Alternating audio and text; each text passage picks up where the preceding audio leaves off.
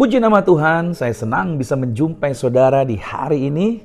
Tentunya setiap jaminan Tuhan itu berlaku ajaib bagi setiap kita. Percayalah, orang-orang yang mengandalkan Tuhan Yesus Kristus di dalam kehidupannya selalu ada jalan keluar yang Tuhan sediakan. Saya mau sharing hari ini sama saudara bahwa pernah dengar gak sih saudara kalau ada pengajaran-pengajaran yang menekankan tentang kalau memanggil nama Tuhan harus sesuai dengan nama bahasa aslinya.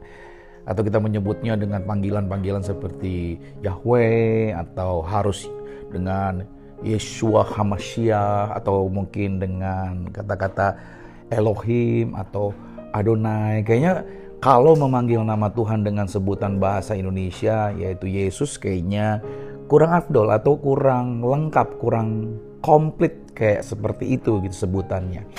Nah, ini menarik sebenarnya. Saya tertarik membahas ini karena saya melihat bagaimana sebenarnya firman Tuhan menjelaskan tentang hal-hal ini dalam memanggil nama Tuhan.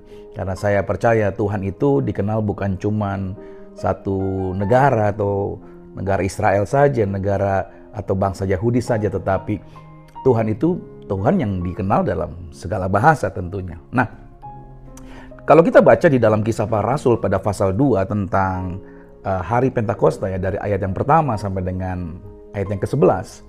Saya coba bantu bacakan, yaitu di pada ayat yang ke-11. Ini ada yang menarik saudara, bahwa orang-orang Yahudi ini mereka berkumpul di Yerusalem pada hari pencurahan Roh Kudus ini, karena itu adalah hari yang ke-50 ya. Hari di mana mereka pulang karena ada penuaian besar gitu ya, hari penuaian, panen. Jadi mereka pulang dari negara-negara lain gitu kan. Mereka kumpul sama-sama dan mendengar bagaimana murid-murid Yesus mereka memuji-muji nama Tuhan, memanggil nama Tuhan dan menyebutkan kebesaran-kebesaran Tuhan dalam versi berbagai bahasa. Nah, ayatnya berkata begini, ayat yang ke-11. Maka penuhlah mereka dengan Roh Kudus, lalu mereka mulai berkata-kata dalam bahasa-bahasa lain, seperti yang diberikan oleh Roh itu kepada mereka untuk mengatakannya. Nah, kita mendengar mereka berkata-kata dalam bahasa kita sendiri tentang perbuatan-perbuatan besar yang dilakukan Allah. Nah, tentu tadi sudah saya di awal tadi saya katakan banyak pengajaran yang muncul hari-hari ini menekankan bahwa kita harus memanggil Tuhan hanya dengan sebutan yaitu Yahweh, Elohim atau Yeshua HaMashiach tadi. Karena mengacu pernyataan itu karena itu nama asli dari Tuhan. Nah, kalau kita memanggil nama Tuhan kita dengan sebutan Yesus saja, tampaknya menurut pengajaran tersebut doa kita kurang didengar oleh Bapa. Nah, kita lihat lagi bahwa tetapi benarkah sebenarnya Tuhan hanya mendengar doa dalam satu bahasa tertentu? Nah, hari Pentakosta memberikan jawaban yang sangat jelas. Jawabannya tentu saja tidak. Ya, Tuhan tidak bermasalah dengan bahasa manapun sebenarnya. Karena pada saat Roh Kudus turun, murid-murid berbicara dalam berbagai bahasa, dan justru disitulah kuasa Tuhan bekerja luar biasa dan efeknya ribuan orang bertobat dan diselamatkan. Pelajaran kita hari ini yang pertama, Tuhan tidak terikat pada satu bahasa. Kita bisa melihat di dalam Kisah Para Rasul 2 pada ayat yang keempat, pada ayat yang ke-8. Di situ dikatakan bahwa mereka semua penuh dengan Roh Kudus dan mulai berkata-kata dalam bahasa-bahasa lain. Dan tanggapan mereka yang mendengarkan adalah bagaimana mungkin kita masing-masing mendengar mereka dalam bahasa kita sendiri. Nah, ini berarti Roh Kudus tidak menuntut bahasa Ibrani, melainkan mengurapi setiap lidah kita untuk memuliakan Tuhan. Sebab ada setidaknya 14 bangsa yang disebutkan pada ayat 9 sampai dengan ayat yang ke-11. Misalkan ada yang berasal dari Partia, ada Media, Elam, Mesopotamia, Yudea, Kapadokia, dan seterusnya. Nah, mereka semua memuji nama Tuhan dalam bahasa mereka masing-masing dan Tuhan tidak menolak satupun. Di sini kita lihat bahwa Tuhan tidak sedang mencari pengucapan yang sempurna, saudara. Ya kan? Tetapi Tuhan mencari hati yang tulus.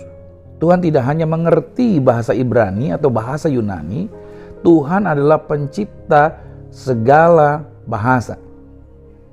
Nah, pelajaran yang kedua, nama Tuhan itu mengandung otoritas, bukan hanya sekedar bunyi huruf. Kita bisa lihat di dalam Filipi 2 ayat 9 sampai dengan 11. Dikatakan bahwa Allah sangat meninggikan dia dan mengaruniakan kepadanya nama di atas segala nama. Roma 10 ayat 13. Barang siapa berseru kepada nama Tuhan akan diselamatkan. Nah, penjelasannya adalah di dalam Alkitab, nama itu berarti identitas dan kuasa pribadi, bukan sekedar bunyi fonetik. Jadi ketika kita berseru dalam nama Yesus, kita sedang berseru kepada pribadi Yesus Kristus yang berotoritas. Kuasa nama Yesus tidak hilang karena diterjemahkan, saudara. Dalam bahasa Indonesia, Yesus Kristus. Dalam bahasa Inggris, Jesus Christ. Dalam bahasa Ibrani, Yeshua HaMashiach. Dalam bahasa Yunani, Yesus Kristus. Dan berbagai macam bahasa yang lain panggilannya. Tetapi semuanya menunjukkan kepada satu pribadi yang sama, yaitu anak Allah yang disalibkan dan sudah bangkit dari kematian. Nah, berarti dalam prakteknya kuasa doa itu bukan terletak pada bunyinya, melainkan hubungan pribadi dengan Tuhan. Nah, yang penting itu bukan seberapa benar kita mengucapkan pelafalan yang benar, tapi sebenarnya adalah seberapa dalam kita mengenal pribadinya Tuhan itu. Oke, menarik ya. Sekarang kita masuk pelajaran yang ketiga. Tuhan telah menyatakan diri dalam berbagai bahasa sejak zaman dahulu. Keluaran 3 ayat 14 saja, pada saat Musa berhadapan dengan Tuhan, Tuhan berkata, "Aku adalah aku."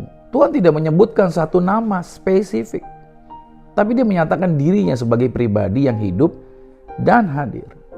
Dalam Yesaya 45 ayat 22, "Berpalinglah kepadaku," tidak disebutkan namanya spesifik Tuhan apa, tapi "berpalinglah kepadaku dan biarlah dirimu diselamatkan, hai segala ujung bumi." Bukan satu bangsa ya, segala ujung bumi. Tuhan sejak semula sudah punya kerinduan untuk dikenal oleh segala bangsa.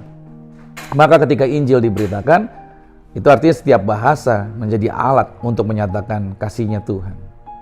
Nah, hari ini ingat baik, berarti gereja itu tidak dipanggil untuk menjadi eksklusif, hanya merasa suci hanya karena mengerti bahasa Ibrani, gereja itu menjadi gereja yang suci. Tetapi gereja itu dipanggil untuk menjadi universal, membawa Injil kepada setiap suku dan bahasa. Kalau kita jujur ya, bahasa yang dipakai hanya bahasa Ibrani, saudara, itu karena itu bahasa awalnya tulisan Perjanjian Lama. Berarti Perjanjian Baru tidak sah. Kenapa? Karena Perjanjian Baru ditulis dalam bahasa Yunani, saudara. Kita akan jadi kacau kalau kita berpikir harus dengan bahasa Ibrani baru Tuhan akan lebih mengerti doanya kita atau mendengarkan lebih lagi atas seruan-seruan kita. Wah, tidak tepat ya. Jadi keliru dari jadinya kekristenan menjadi keliru kalau coba mengartikan kata itu seolah-olah itu adalah sebuah jaminan doa kita akan dijawab oleh Tuhan. Nah, yang keempat yaitu Roh Kudus itu menguduskan segala lidah untuk memuji Tuhan. Itu terbukti ya di dalam Kisah Para Rasul pada pasal 2 ayat 11 dikatakan kita mendengar mereka berkata-kata dalam bahasa kita sendiri tentang perbuatan-perbuatan besar yang dilakukan Allah. Berarti hari Pentakosta bukanlah pemulihan bahasa Ibrani, tetapi pemulihan hubungan antara Tuhan dan manusia dari segala bangsa. Roh Kudus datang agar setiap orang dalam bahasa dan budaya apapun bisa berkata, Yesus adalah Tuhan. Nah, itu coba katakan, Yesus adalah Tuhan. Jadi, bahasa apapun yang dipakai untuk memuji Tuhan, jika keluar dari hati yang tulus, itu kudus di hadapan Tuhan. Kuasa Roh Kudus menjangkau sampai ke hati manusia, bukan hanya ke lidah manusia. Jadi, refleksi dan panggilan iman bagi setiap kita hari ini adalah, saudara, Tuhan tidak menunggu kita menyebut Yeshua dengan aksen yang benar sebelum mendengar doa kita. Tuhan Yesus mendengar tangisan hati yang berseru, God, help me, atau Tuhan, tolonglah aku. Nah, nama Yesus itu memiliki kuasa bukan karena pelafalan Ibraninya, tetapi karena Yesus mati di kayu salib untuk menebus dosa-dosa kita. Yesus sudah bangkit dari kematian dan telah mengalahkan maut. Yesus duduk di sebelah kanan Allah dan memerintah dalam kemuliaan. Untuk itu mari kita gunakan bahasa kita. Di Indonesia saja banyak bahasa. Ada bahasa Indonesia, ada bahasa Batak, ada bahasa Jawa, ada bahasa Minahasa, ada bahasa lagi yang di luar dalam Mandarin, ada bahasa Inggris, atau bahasa apapun di seluruh dunia, itu dapat dipergunakan untuk memuliakan Yesus Kristus. Karena Dialah Tuhan dari segala bangsa, Raja atas segala lidah, dan Juru Selamat dunia. Saya sudah buktikan berkali-kali, saya mengusir setan cukup menyebut di dalam nama Yesus. Mau orang itu asalnya dari luar negeri kek, dari Portugal kek, mau orang itu dari Zimbabwe kek, begitu orang itu diganggu roh jahat, saya nggak perlu pakai bahasa yang orang itu ngerti. Saya cukup pakai bahasa Indonesia di dalam nama Yesus. Itu orang bule, itu orang Afrika, itu orang dari berbagai bahasa yang saya sendiri nggak ngerti ngomongnya apa. Saya cukup sebut dalam nama Yesus, roh jahat di dalamnya ngerti loh. Dan kuasa Tuhan Yesus tidak stop atau menjadi kurang, tapi kuasanya tetap bekerja dan melepaskan orang yang terikat ketika saya menyebutnya dalam bahasa Indonesia di dalam nama Yesus. Nah, jadi saudara dikasih Tuhan, gak perlu saudara jadi terganggu ya dengan sebutan-sebutan tadi. Ya terserah kalau mereka maunya nyaman dengan begitu, tapi saya cuma mau katakan berhati-hatilah. Jangan sampai kita menggunakan penyebutan yang seolah-olah harus dengan bahasa Ibrani atau bahasa asli, akhirnya jatuh-jatuhnya kepada hal-hal yang mistik. Sebab namanya dibikin mistik, harus dengan nama itu. Saya takutnya kekristenan jadinya kekristenan mistik. Doa saya saudara jadi dewasa, grow up, dewasalah, jadi Kristen yang dewasa. Agar saudara bisa menjangkau jiwa lebih lagi bagi kemuliaan nama Tuhan, bukan untuk kepentingan pribadi. Selamat beraktivitas dan Tuhan Yesus Kristus memberkati. Shalom.